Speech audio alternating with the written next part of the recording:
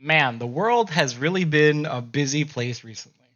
Uh, I have wanted to talk about a lot of things on this channel, um, and it has just been kind of difficult to really commit to talking about any of them for various reasons. I mean, partially just because of how many things, and a lot of them are really controversial topics. And it feels kind of pointless. Why even bother for on any number of reasons. And a lot of them very just kind of negative, really. So I wanted to talk about something that was not strictly negative, but was kind of also controversial. Um, and that was an anime that I just finished watching all of what is out, and that I really enjoyed, but that has a shocking amount of controversy around it.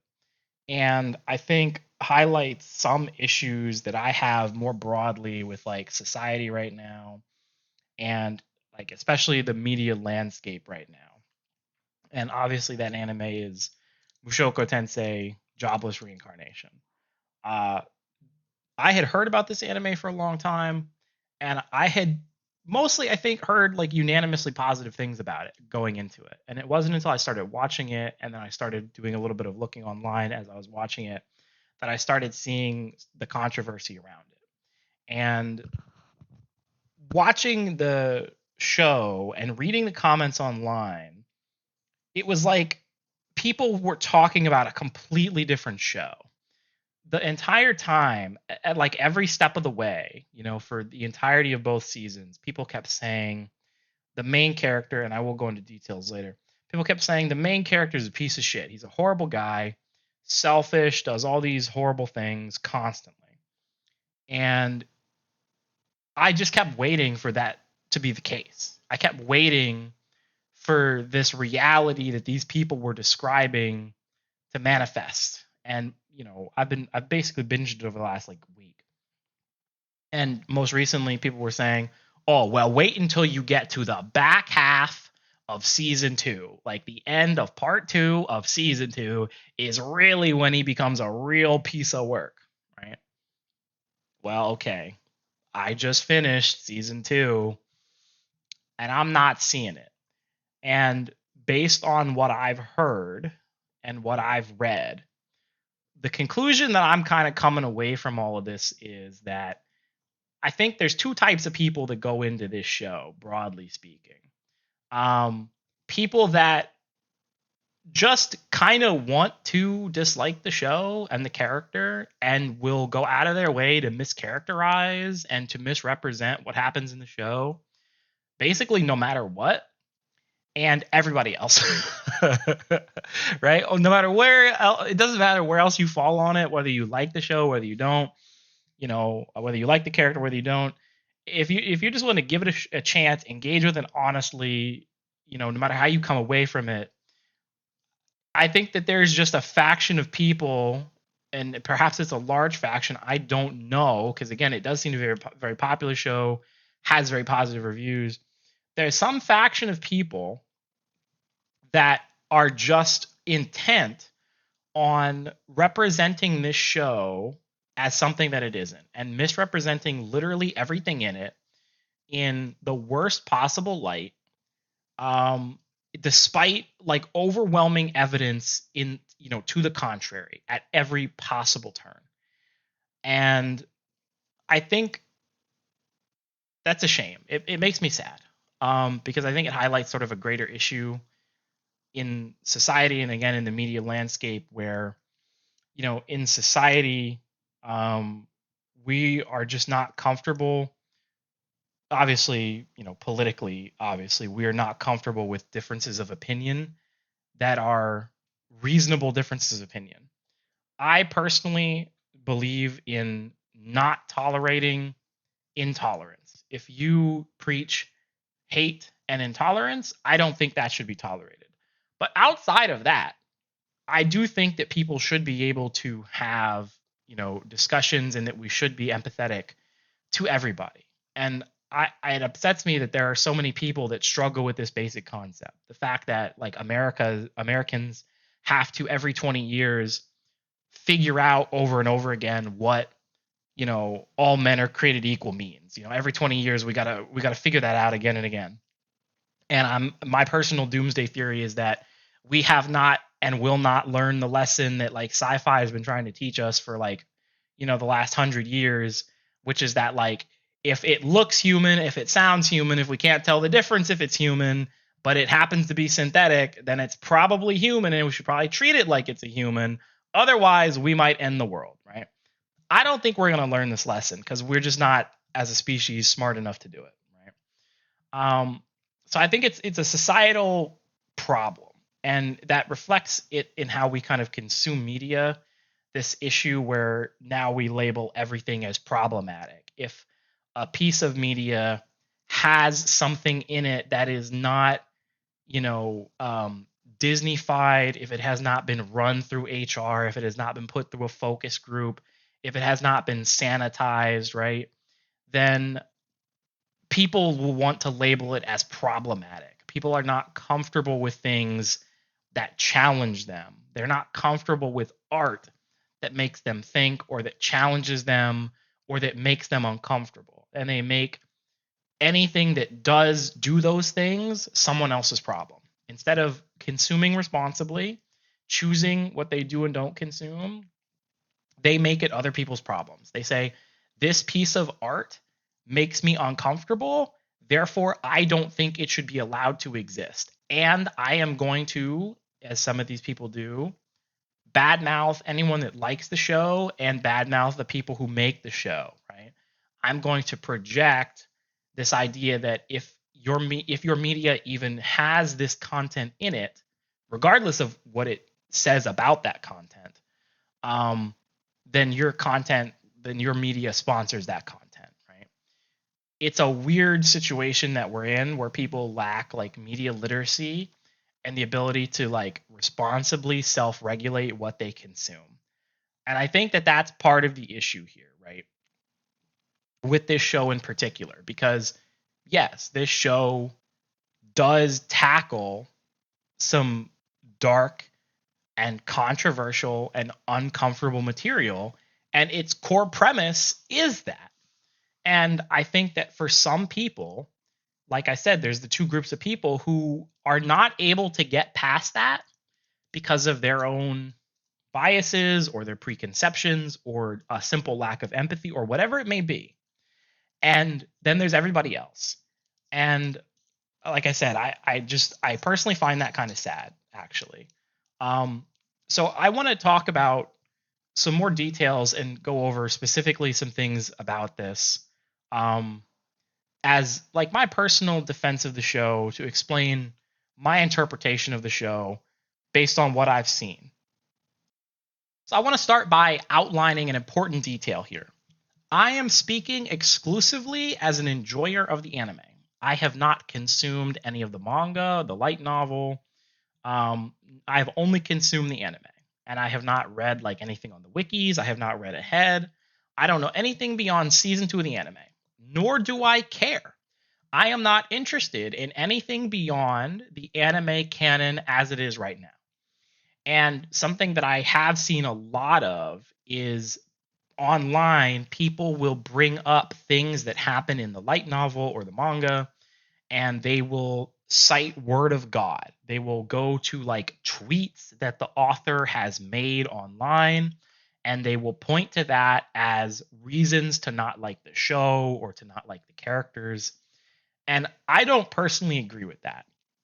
One, I don't think it's fair to judge one version of a piece of art or some form of media based on canon that is only canon in another form of that media, right?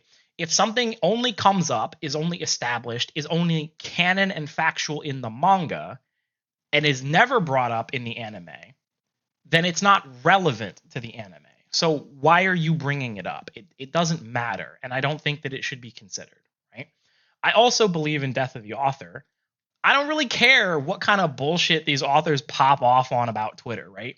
I mean, this is the J.K. Rowling thing. Like, people cannot it is a bad idea to let J.K. Rowling and like whatever crazy shit she's gone off on recently ruin the art that she made 20 years ago. Because, you know, Harry Potter is not perfect, but as a series, it has value. And it meant a lot to people at the time that it came out. There's a reason that it became popular. I don't think that it's reasonable. I don't think that it's right to let her crazy ass current self retroactively ruin what she did then, even if some of what may be in those original books is either was always problematic, maybe, or is simply viewed as problematic retroactively as a result of her popping off on Twitter nowadays, right? I don't believe in that either, right? So I'm not interested in the manga canon, and I'm not interested in whatever bullshit this author says on Twitter. I'm speaking exclusively as someone who's seen the anime. And as someone who's only seen the anime, every time someone tells me that Rudy is like this monster, this selfish piece of shit, and he does all these horrible things, and they list these things that he has done, like some kind of mic drop, case closed, I rest my case, he's a bad person. It seems like they're watching a whole different show. And maybe they are, right? Maybe they're reading a different version of this story where things are different, right? But as far as the anime is concerned, I'm not seeing it. Okay. I just don't get it.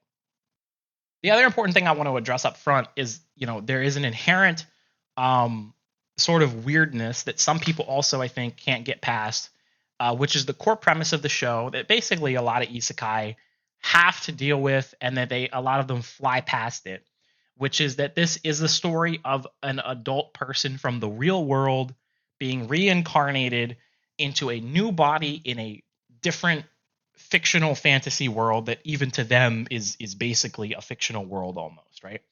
And in this particular case, we're not blowing past his childhood and he's not being reincarnated into the body of some non-human creature. He is born as a 0-year-old, right? He comes out of the womb and he lives and grows up in this world, but he retains his memories from his past life. So in a way, he is still like a 34-year-old in the body of a 5-year-old, 10-year-old, 15-year-old, whatever age he happens to be at that point in the story. And for a lot of people, that's sort of the crux of a lot of these issues, is they see that, they look at that, and to them, that's a weird problem. And I get that. This is sort of something I was going to bring up later, but now is maybe a good time to say it. If you just list the things that Rudy does in this show without any context, and you just bullet point some of his actions in the show, then yeah, Rudy does sound like a complete monster. Sure, I'm going to concede that up front maybe. But the problem with that is context matters, right? I think, and I just had this thought. When I watched Terminator Zero, and when I spoke about that series in my video on it, I made this comparison. I said, the reason Skynet and the reason that Kokoro arrived at the conclusion that humanity sucks is because if you just list the facts of humanity, the historical footnotes and the bullet points of what humanity has done, then the conclusion that any AI system would ever reach is humanity sucks and needs to go, right? Because that's actually how it works. But as I'm saying here, context matters. And the same thing is true with like scientific research, statistics, facts. You can take things that are accurate and true and are good research and mischaracterize it by either omitting facts or including other facts to try and mischaracterize that data. It's good data, it's true data, but you can manipulate it by changing how it's presented. And so when you just list these actions without actually presenting or considering the context, then that's disingenuous. It's intellectually dishonest. And I think that's also what a lot of people are engaging in. They're not giving any fair credence to the context, I don't think that they're genuinely engaging with the material.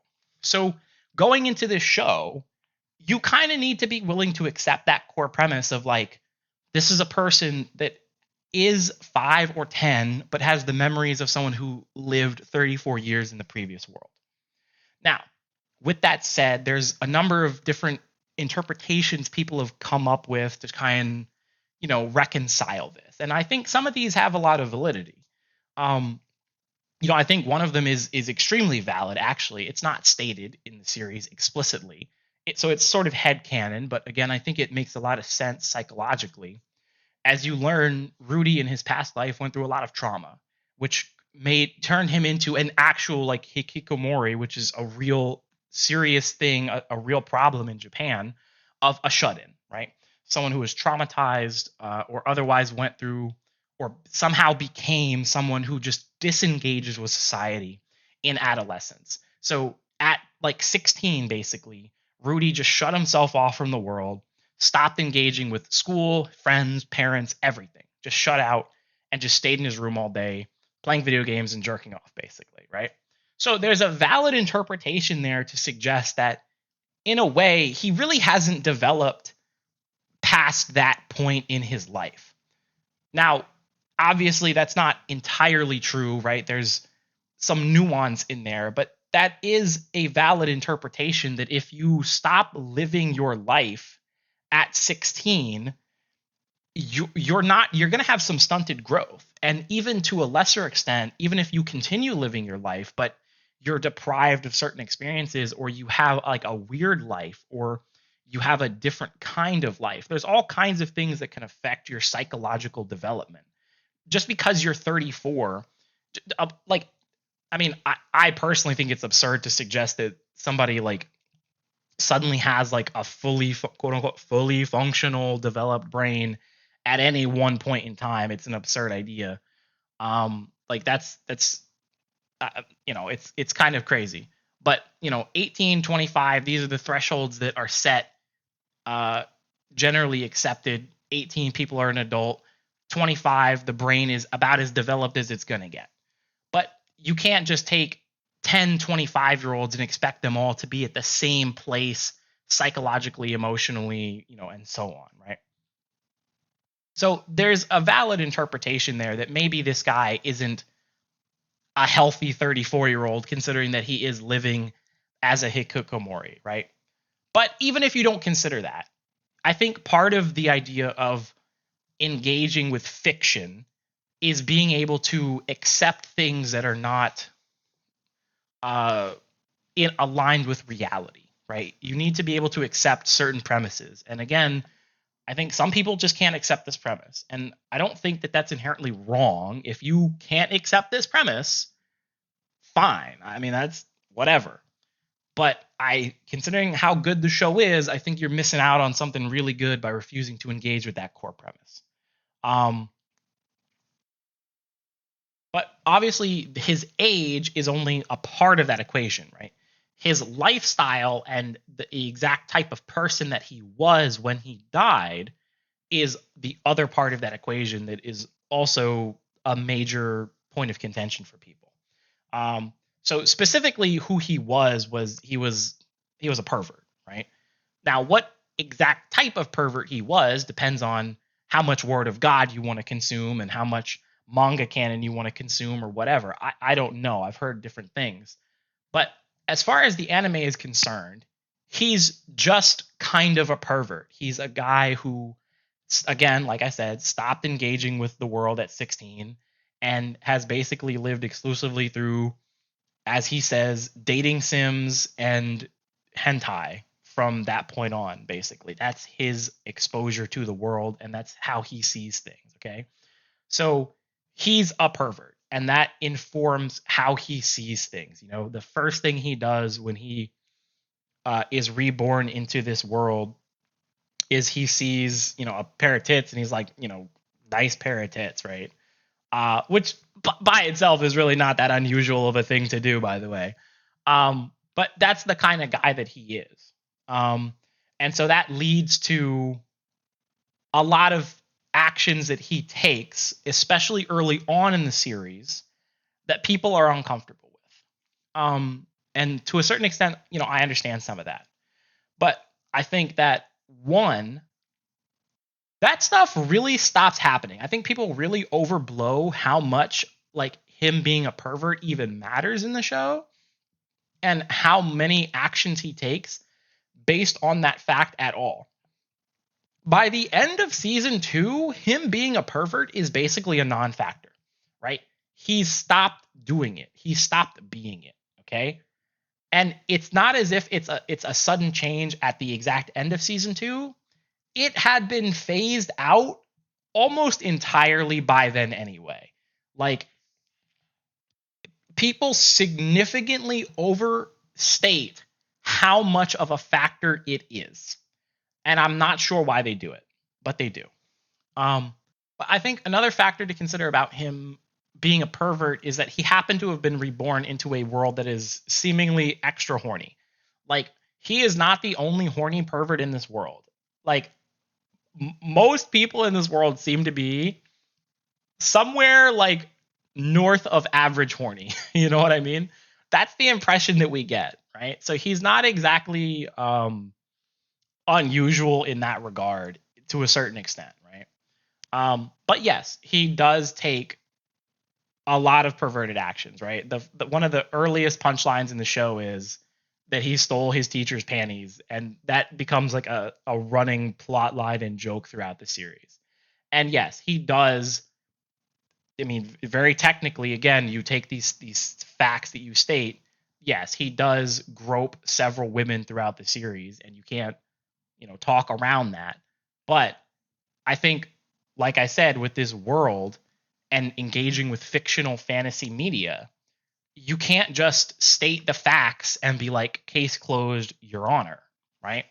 In the real world, groping some random woman is a big deal, right? You're probably going to have a big effect on that woman. The problem with doing that, groping anybody or assaulting anybody, doing anything to violate anybody's personal space or boundaries, the problem with that is that you're going to have a negative effect on that person's well-being, their psychology, their sense of safety, things like that, right?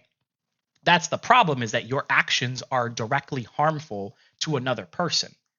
If that wasn't the case, then the action really wouldn't be considered harmful.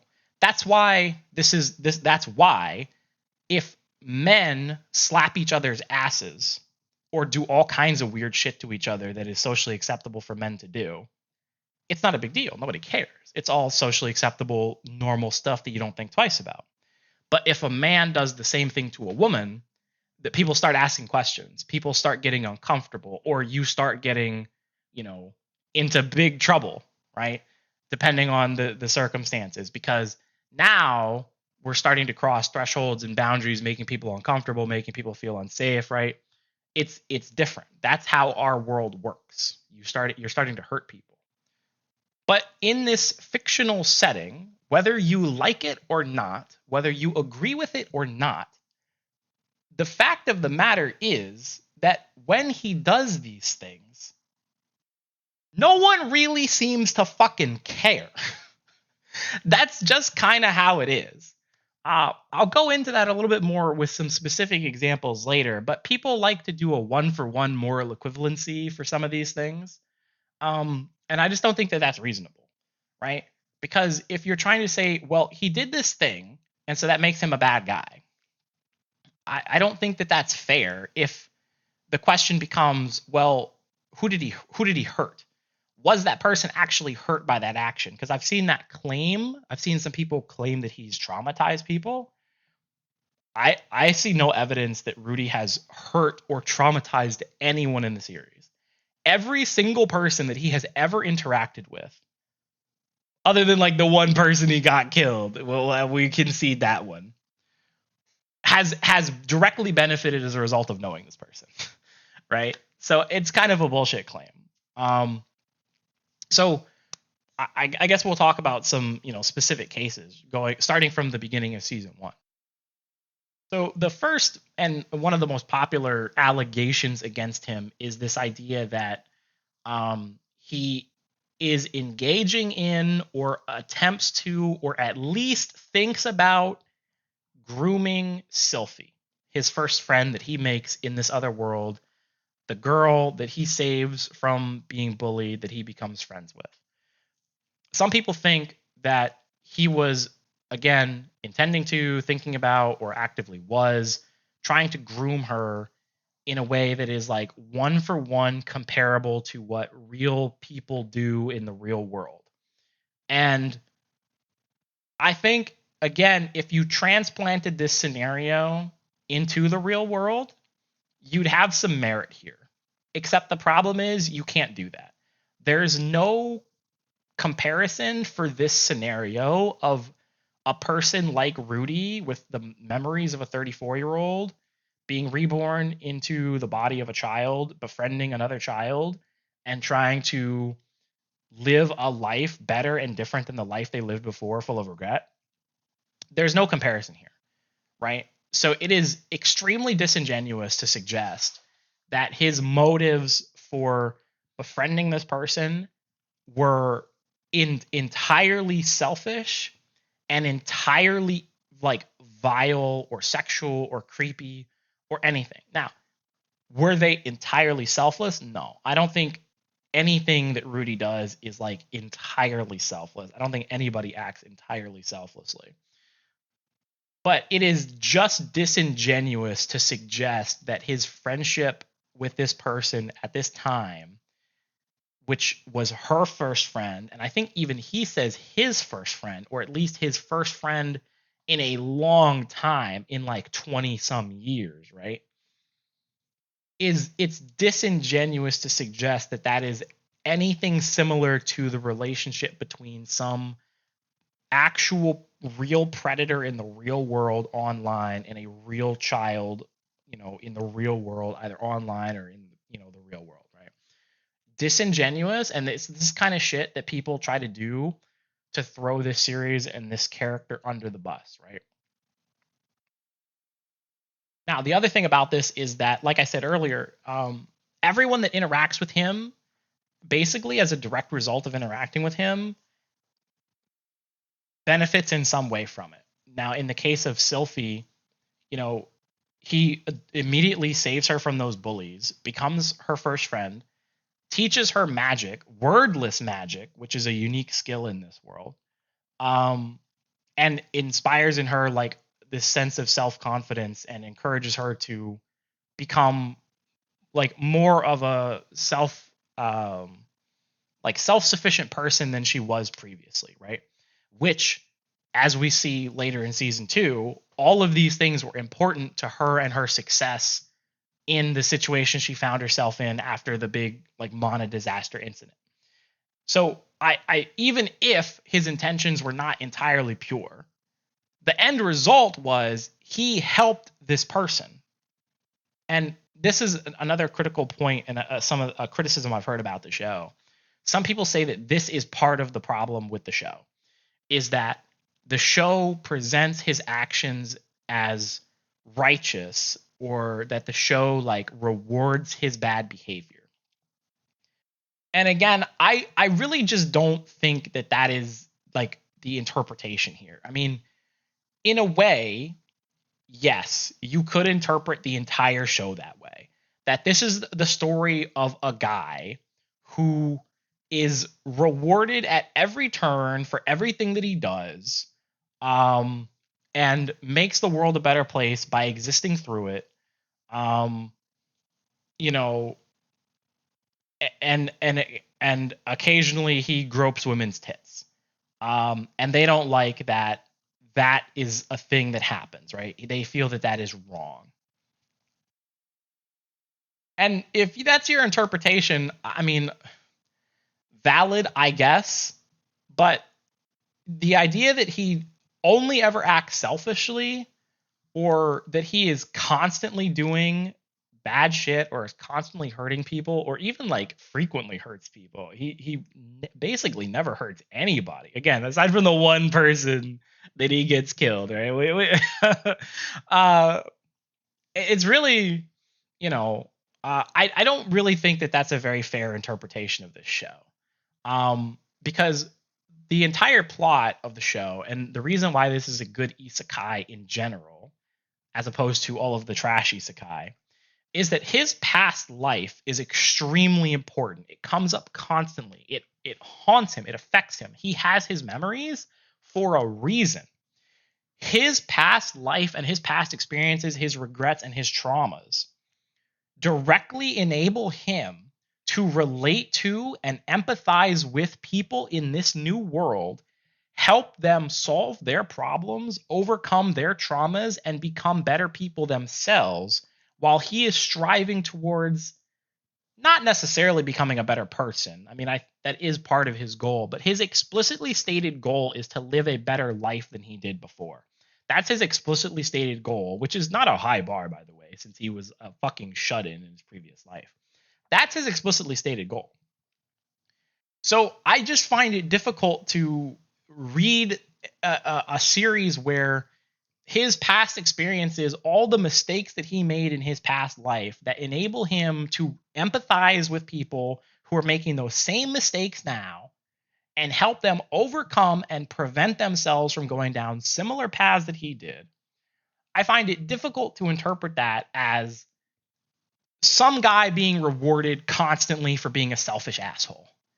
That's a really hard fucking interpretation to make, okay?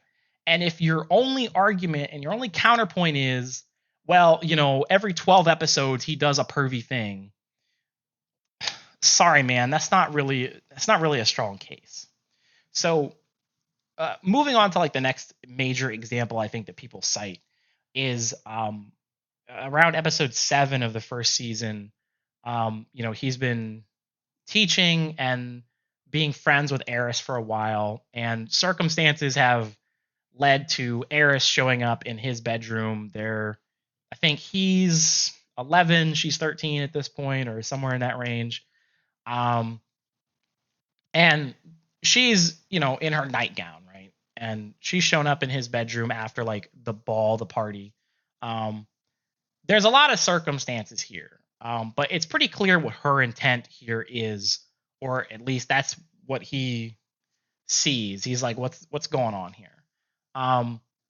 He's aware of some mitigating circumstances, including that like her father probably put her up to this, in that he has stated that he wants him to marry her and take over the kingdom and things like that. But obviously he likes her, and I think he is aware of the fact that she likes him, right? To a certain extent, like she is not here exclusively because her father put him up to this. So things get a little intimate, okay? Now, I liked this scene when I saw it, but I have seen people describe this as like Rudy assaulting her. And I can't agree with that. That is another bad faith interpretation of the scene. My interpretation of this scene is you have two people, in this case, teenagers, children, whatever you like to call them, in an intimate moment that neither of them have any experience with, trying to figure out what they're doing, right? Where they're, I think, probably both aware of some mitigating circumstances, right? Including the fact that there's like a political motivation for this. It's not just about feelings. There's some political factors at play here, since they are, or at least one of them is nobility, right? There's complications in this. But they're trying to figure out what the correct way to navigate this situation is. And Rudy does consider these things. And she is offering herself to him. And he does push her boundaries. Yes. But I don't think that he violates or assaults her in any way. He pushes the boundaries. She pushes back. She says no. Then she says, sorry, let's reset. Let's try again. And then he pushes those boundaries again. She pushes back. She says no again. And then she comically beats his ass. And then he feels bad about having fucked up that situation. He regrets it. she comes back. She didn't leave. I mean, she left, but she didn't like run away. Uh, he immediately apologizes, and then they make a promise to sort of resolve this later when they're older, right? I really liked this scene when I saw it because I actually thought that this was like a really realistic and healthy way to like have basically this scene, right? This kind of intimate scene, um, where both characters acted very realistically, right? Because Rudy is a horny teenager or whatever you like to call him. Like he's trying to get his dick wet. There's no ifs, ands, or buts about this. But he did consider the mitigating circumstances and whether or not he should do this because of those circumstances, right? But he did try, to move this along and to actually, have sex with her, right? But ultimately, she decided that she wasn't comfortable with it. She made that clear as much as she needed to, right? And when she decided that she needed to leave, she did. But she didn't leave. She removed herself from the situation, but she came back so that they can discuss it, right? Because ultimately, while her father may have put her up to this to some extent, nobody was fucking forcing her to be there, right? She chose to be there because she did like this person. She wanted to be there and she would have been there anyway, right? And they resolved it. I dare say like adults, okay? And then it never comes up again. Nobody ever comes back to this and talks about how Rudy assaulted her. She never brings this up again and talks about how she felt violated or assaulted. That's not how this scene is characterized in the narrative anytime afterwards. I mean, this scene is only ever referred back to in the context of the promise that they made each other afterwards. Like, I don't get this interpretation that this scene is an assault on her. I can't abide by that. And if you're going to say some shit like that, then you almost have to concede that Eris basically does assault him at the end of the season. You can't possibly interpret this scene as Rudy assaulting her without conceding that she assaults him later in the series. I really don't think you can do that with any kind of intellectual honesty. But obviously, I don't think either of them is. Like, that's just an insane take. In both situations, she comes on to him, and in the second situation, even though I saw it as a lose-lose, like he was never getting out of that situation. There was no correct answer, right? Even though he did not really want to, and he knew it was a bad idea, she came onto him. She did not let his ass say no, okay, at the end of the season. But again, I don't consider that assault or rape because ultimately he could have just gotten up and fucking left, and he just didn't, okay? So I if you're gonna say that the scene between them in episode 7 is assault, then the scene in like episode 24 also has to be by moral equivalency, okay? Now obviously a lot happens between like those 2 points. There's just sort of a lot of general perviness that people refer back to, just like smaller stuff. Like I already said, when he's 5, basically, he steals his teacher Roxy's panties and he makes a shrine out of it, right? The holy relic, as it's referred to. Yeah, that's a little weird. Okay, I don't think that's a normal thing. I don't think that would even be considered a normal thing for like a real 5-year-old to do. Okay, there's really no, any kind of like elaborate defense for that or anything. But at the same time, like, again, nobody really cares. Like, so far by the end of season 2, Roxy is not aware of this, but I'm gonna go out on a limb and say that if and when Roxy finds out about this, she's not really gonna care. I don't really think that I don't think that this hurts her or anybody else. And there's other things like this, like other interactions, with Eris. Like, for instance, in one of the Turning Point episodes, the big turn, I think this was Turning Point 2, where they just finished sparring, and Eris says, like, pinch me. And he's like, are you sure you're not going to hit me? Because she has a habit of beating the shit out of him. And she's like, no, of course I'm not going to hit you. And so he pinches her nipple. And then, of course, she sends him flying with a punch. And he's like, I thought you weren't going to hit me. I didn't say you could pinch me there, right? That kind of thing. I think a lot of people would jump on that and be like, see, he's a pervert. He's doing sexual assault, right? And again, yeah, sure. Technically speaking, by our world's definitions and, and rules, yeah, that is what that is. But, like 20 minutes later, by the end of the episode, when she thinks that he's dead, she's fucking losing her mind. She's bawling her eyes out. Like, it's not as if that had any kind of tangible, meaningful effect on their relationship or how she saw him. Like, it was saying that it's sexual assault at that point is just some kind of like crazy detached psychotic behavior. It's a weird quirk of their relationship. Like, I think you have to take into context both like the world in that it's a fictional setting where this kind of thing doesn't seem to be as big of a deal as it is in our world. B, it's a fantasy world where everybody's kind of horny, and this thing doesn't seem to be as big of a deal even in like a fictional world setting. And C, their specific relationship. That's also an important factor. And D, did it actually hurt anybody? And the answer to that is no. She didn't fucking care. It's a gag. Whether or not you like that trope in anime, I'm not gonna look. I don't think it's a particularly good trope. I don't know why or how this trope became so commonplace in anime. But I don't think that you can fairly hold it against this show in particular. With any kind of particular like malice against this show. If you just want to levy that criticism against anime in general, that's fine.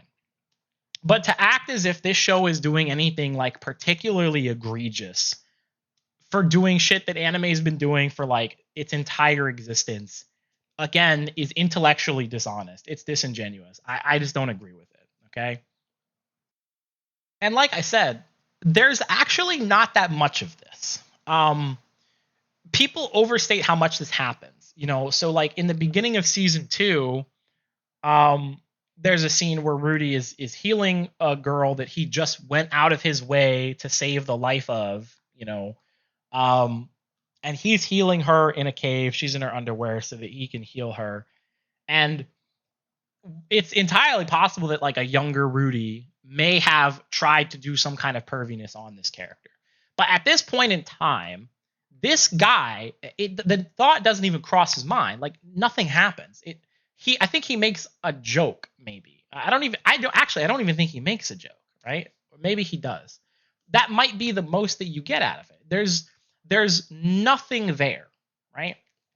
By that point in the show, as early as the start of season 2, this part of his character has been reduced down to he might make a wisecrack nodding back to the fact that he's kind of a pervert, right?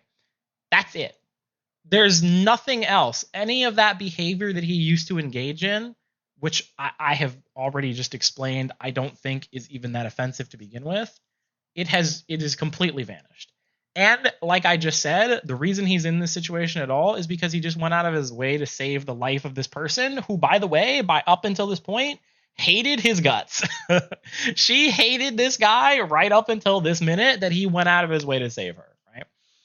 So I don't understand this argument, this idea that like he's just some asshole that's constantly acting selfishly, and at every opportunity he's like a massive creep that like disrespects women and assaults women. And I don't even, if you want to say that he assaults women, fine.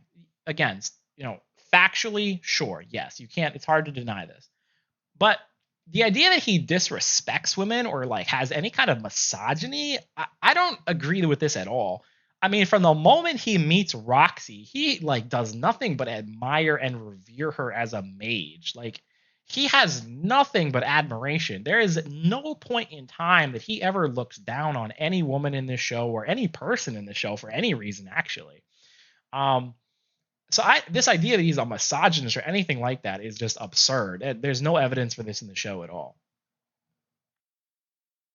But in season 2, there's two things that people, I think, list as big kind of mic drops. They did for me anyway, where they said, oh, just wait until you get to the back half of season 2. There's these mic drop things. And the first one is, he owns a slave. Mic drop. He's a bad person. I was like, okay. Well, I said up front, I'm sure that there's some more context than that, but okay, I'll keep watching. And so I finally got to that scene, right? And so, obviously this is a fantasy world, and I don't think slavery had ever been mentioned up until this exact point in the show. I could be wrong. I think it was sort of name dropped an episode before, but up until in the entirety of season 1, it was never mentioned, and up until this point, it had never been relevant. But in this part of the world, slavery seems to be like normally and socially acceptable, and also it never seems to come up afterwards either. But I will concede up front that it is odd that he has no opinion on this. Like when he learns about this, he doesn't say anything about it. As someone who is from the modern world, he has no opinion on this up front, and that is odd. That's a strange exclusion, and I can't really say anything about that other than point out that it is an odd thing to not be there. With that said, this is a fantasy setting. It is a fictional setting based on the historical past, and I will remind people that slavery was not something that happened exclusively in America between white people and black people. It has happened for all of human history between basically every group of people that has ever existed. Okay, so it's not unusual for this to exist in a piece of media set in a historical past setting. Okay, it's so for the people of the world to accept it and to engage in it is not unusual. For Rudy to not comment on it is unusual. With that said, he's like 15 by this point in the show. He's grown up in this world. He may have heard about it. He may just not even think to question it by now. I don't know. But he encounters this slave girl, and the first thing that he does is he gets down to speak to her, and like I mentioned earlier, immediately recognizes in her something that he has seen in himself. He's able to empathize with this girl, the despair that he has experienced himself. And he speaks to her in her language and offers her a choice. He recognizes that she is in a hopeless situation where the only realistic choices for her is that he can either buy her and try to give her a life, or he can kill her and give her a way out. He talks to her. He offers her that choice, and she says she doesn't want to die. And so yes, he purchases her, the facts of the situation are he purchases a slave. I'll concede that, but to suggest that he owns a slave is disingenuous. Because from that moment on, he does not, nor does anyone else, treat Julie as a slave. The first thing he does is give this girl a name. She doesn't have a name because of like some weird dwarven tradition in the world. First thing they do, feed her, give her a name. And then he goes on to teach her how to read, how to write, and how to do magic. Okay? And also give her an apprentice, or make her the apprentice to someone who treats her like a little sister and starts teaching her a craft and a skill. Okay. So if you think that this is like the equivalent of owning a slave, I would love to know what he should have done instead. I would genuinely like to know. Unless the suggestion is that he should have single-handedly ended the institution of slavery in the entire fictional world and set all of the slaves free, I'm not sure what you wanted. Unless your suggestion is he should have killed everyone in there that was engaging in this practice and freed all of those slaves to fend for themselves and be like, you are free now, good luck. That's a kind of an absurd notion, right? Or if you're suggesting he should have purchased her and then given her like 100 gold coins and be like, good luck, kid, have fun, right? These are all absurd notions. what the fuck else was he gonna do? I'm genuinely not sure what people want out of this. Like, this is not, and this is not, by the way, the equivalent of saying, oh, well, he was a good slave master, which people, sometimes do, again, primarily with American slavery, right? That's not what this is. Again, there's at no point in time do they treat her anything like a slave. They treat her like a daughter, like a sister, like an apprentice, like she's a part of the family. They just happened to acquire her, to know her through this slave trade that is part of society that they can't do anything about. And as I said before, every person that he comes into contact from directly benefits from this. This is a girl who was like in despair, right? And had no life, no family, no anything before this. And now she has a family, she has skills, she knows how to read, write, knows multiple languages, knows how to cast magic. I don't know what more they could possibly offer this girl, right? Suggesting that they own a slave is incredibly disingenuous, okay? So that's bullshit. The other big mic drop is that he cheats on his pregnant wife.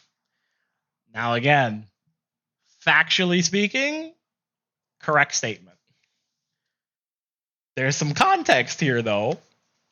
The context is his dad just died trying to save his mom, who turns out is not brain dead, but she's got like some amnesia, where basically she's not even a person. She's definitely not who she used to be. She's not the woman that his dad died to save, right? This is not his mom, okay? This just happened to him. He's fucked up. He is in a dark place, okay? The woman that he has admired his entire life, whose life he saved a couple days ago, and as a result kind of fell in love with him because she didn't even initially recognize him because she hadn't seen him in fucking 10 years, comes to him, which she later admits was partially out of selfishness, both to comfort him and to take advantage of him. She says this, right? It was to comfort him and to take advantage of him. They sleep together. That is the context of this scene. That is how he ends up cheating on his pregnant wife, okay? After this, and she did know, which I didn't think they would do this, but she did actually know that he was married by then. So she definitely, Roxy knew what she was doing. Roxy knew what she was doing.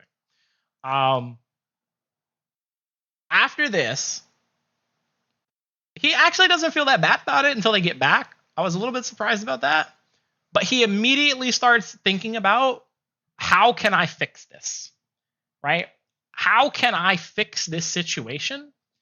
And as he has done throughout the entire series, he expresses concern for the well-being of other people. He asks himself, how can I keep my promise to my wife?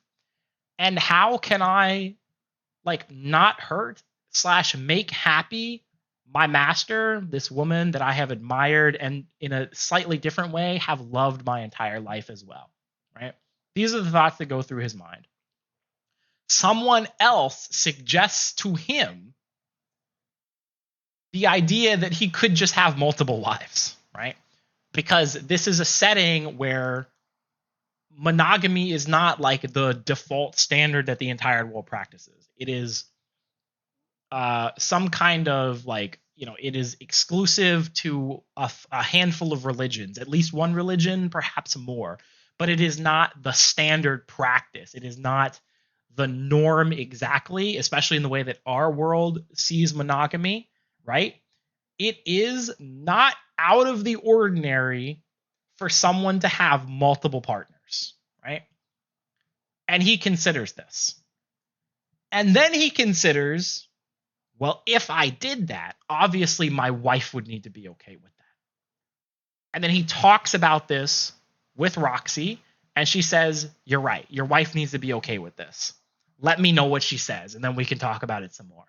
And then they talk about it with his wife, I thought it was a bad choice to have the kids in the room for this, but his sisters are in the room for this. His sister Norn lets him have it, in a very similar way to actually kind of how he let his own dad have it earlier in the series. Uh, but ultimately, they all agree to this. So the idea that he was like a bad husband is just some insane nonsense. Roxy straight up admits she took advantage of him, at least in part. And again, in part was doing it out of desire to help him and to comfort him. And he immediately starts thinking about, how can I make this right by everybody involved in this situation? So to try and throw this at him as some kind of like mic drop, like, haha, see, got him, is psychotic. Like, this is the thing that that has basically proven to me that people who slander this show are going out of their way to misrepresent and mischaracterize everything that happens in the show for the sake of making it out to be infinitely worse than it is, right? And then, some people will say, well, people like myself, you're just a defender of the show. You'll defend everything that Rudy does. And I don't agree with that, because I don't defend everything that Rudy does. Although I will concede that as far as the anime is concerned, I don't need to defend a lot of what he does. I don't think he does a whole lot of stuff that is indefensible or that I need to defend at all, frankly. But he does make plenty of mistakes in the series, like I've said a couple times, and maybe this is more common in the manga again. There is one explicit moment in the show where he does value something, a selfish gain, more highly than the lives of other people, and as a direct result, someone dies. That's a thing that happens, okay? And I think you can levy that against him, right? After the Mana disaster, he does, and I had this thought the entire time during that arc, I was like, he seems really unconcerned about this disaster. He's really not asking any questions about this. And while I'm not sure anyone would have been able to answer his questions about it, he never asks any questions about this. And when he meets up with his dad again, he throws that back in his face and he says, you piece of shit, you didn't ask any questions. You never wondered how anybody was. You never wrote to us.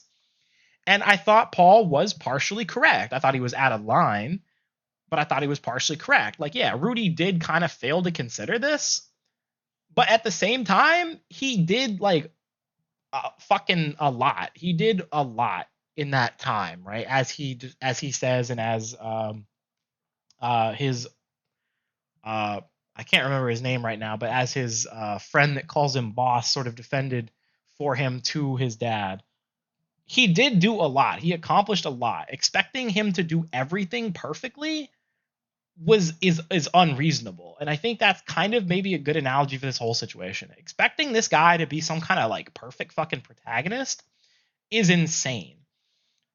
And people say they want complex characters, but I'm not sure that they really do, to be honest. I think people want like complex characters as long as it's like sanitized to a point that it's socially acceptable, right? So for instance, Dexter is currently going through a big revival. And I love Dexter, by the way. Resurrection was a fantastic season. But I find it interesting that like Dexter is such a popular, beloved character, like so mainstream, even though he's just straight up a serial killer. But it's okay because he's a serial killer that only mostly kills other, serial killers, people who are bad people. And specifically, he has a rule against hurting children. And he never engages in any kind of like sexual thing, even though that's often, a component of serial killers, right? It's those two things that make him so palatable. But if Dexter ever like hurt a child, or if he ever had a sexual motive for what he did, I don't think he would be able to be mainstream. He wouldn't be able to be like who he is as an icon in the zeitgeist, because those things are not palatable to people. But he can murder all day and all night because for some reason we're just okay with murder. Like, that's fine. And it's okay if he murders a couple of innocent people along the way, right? It's okay that like, a dozen innocent people died. Like, it's, whatever. It's fine. It's not really that big a deal. We're not going to judge him too badly. I mean, he's Dexter. Right? He's a cool guy. Right? It's just interesting, how sensitive people get around certain topics, right? And how unreasonable they start to get around the morals of these things. Um, and especially in a show that I think is partially about like it's not a there's been some debate about whether or not the show is about redemption. But I think partially about that and how much good versus how much bad is there in the world. Or how much of, good outweighs how much bad that you do. And people have made some kind of really again psychotic comparisons to try and again throw this character under the bus. They're like, well, Jeffrey Epstein donated millions to charity. Does that make him a good guy?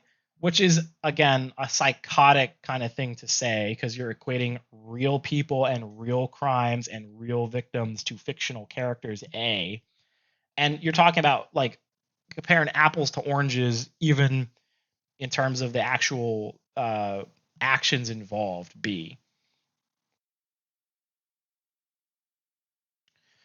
So like I said, I just find it really kind of upsetting like that there is so much controversy around it. I wish people were able to engage with the media more on what I would say are the correct terms. Maybe that's not exactly the best phrasing or terminology for it, but media is not supposed to all be like some kind of like Aesop's fable that has some kind of moral at the end of the story.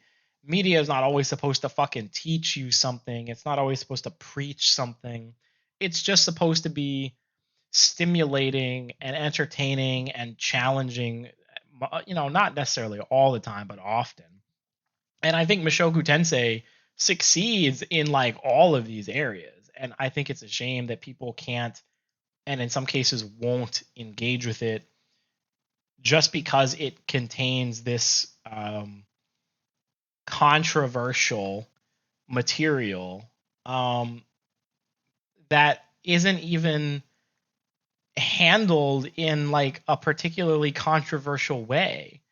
Like even in terms of like the sex and the sexuality of the show, even though everybody in the show is really horny and there are sex scenes, like in terms of like how anime presents this stuff, this show is never like graphic about anything. It never even tries to titillate the audience with any of the things that Rudy does or any of the actual sex scenes that happens. Like I just don't get it. This is like such a mature and realistic grounded series.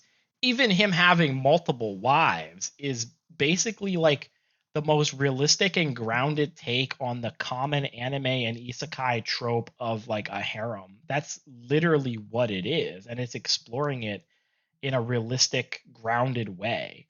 And the idea of him like the fact that this is an anime where there is you can literally say I am in the erectile dysfunction arc is I feel like is meaningful, right? The fact that this show has sex as a central theme that ties it together, and the fact that it's a horny world is not just some cheap gimmick like it is in something like Goblin Slayer.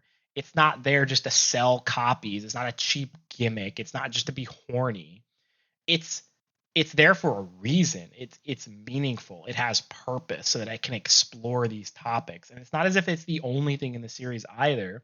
The series also, although not to a great extent, also explores violence. When this show wants to be violent, it can be violent too. But similarly, it's not gratuitous. It doesn't try to gross you out or horrify you or anything like that. It has taste. It has tact.